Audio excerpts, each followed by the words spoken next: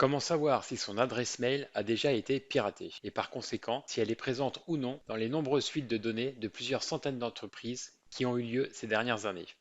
Allez, c'est parti.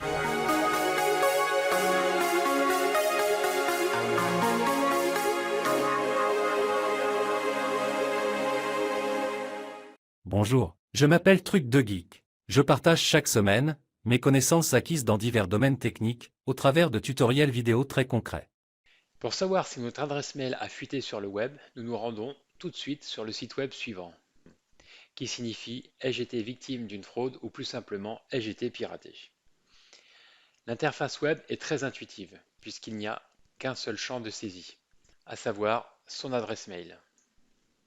Il suffit donc de saisir celle-ci et de cliquer sur le bouton à droite pour savoir instantanément si notre mail figure ou pas dans les très nombreuses bases de données d'adresses mail déjà piratées. Après avoir cliqué sur le bouton à droite Pawn, deux cas de figure peuvent se produire. L'écran est ouvert, tout va bien, enfin pour l'instant. En effet, je vous recommande, afin d'être alerté le plus rapidement possible en cas d'une prochaine et éventuelle fuite de données de votre mail, de cliquer tout en haut sur le bouton intitulé Notify Me. Vous rentrez alors votre adresse mail et dès que celle-ci sera présente dans une éventuelle future fuite de données d'un site que vous utilisez régulièrement, vous serez alors alerté. Et pourrez de ce fait, à titre préventif, tout de suite changer votre mot de passe. En effet, dans la presse, on apprend de temps à autre que tel site web a été piraté, mais que les mots de passe n'ont pas été compromis. Seules les adresses mail ont été récupérées par les pirates informatiques. Donc dans le doute, personnellement, n'ayant pas trop confiance dans ces informations, je préfère toujours changer mon mot de passe. Il est à noter aussi que ces grosses bases d'adresses mail récupérées de façon illégale sur le web se revendent et servent aux hackers non éthiques lors de leurs attaques de phishing. Maintenant, nous allons aborder le deuxième cas de figure où l'écran devient tout rouge.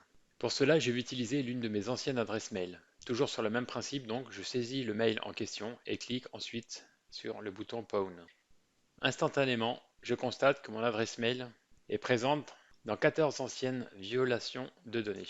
Il est donc recommandé dans ce cas précis de changer rapidement son mot de passe, car on ne sait jamais quelles datas ont réellement fuité.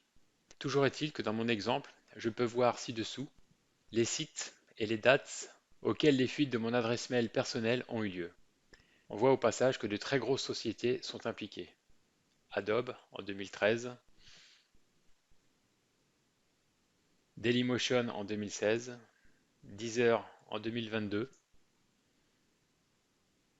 et plus récemment Twitter avec plus de 200 millions de mails égarés dans la nature au tout début 2023.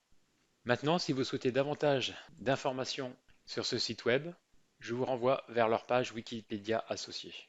En résumé, voilà donc un petit site web, très pratique, je trouve, à connaître en matière de sécurité informatique. Si vous ne le connaissiez pas, je vous conseille de tester de temps en temps toutes vos adresses mail, y compris celles de vos enfants, pour savoir s'il est judicieux ou non de changer certains mots de passe. Pour finir ce tuto, en cliquant sur le bouton Who's Been Pwned dans la barre tout en haut, vous pourrez alors accéder à la liste composée de plusieurs centaines d'entreprises dans le monde entier ayant eu des fuites de données.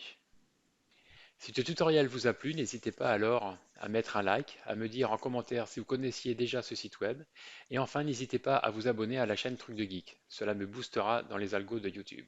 Sur ce, je vous dis à la semaine prochaine.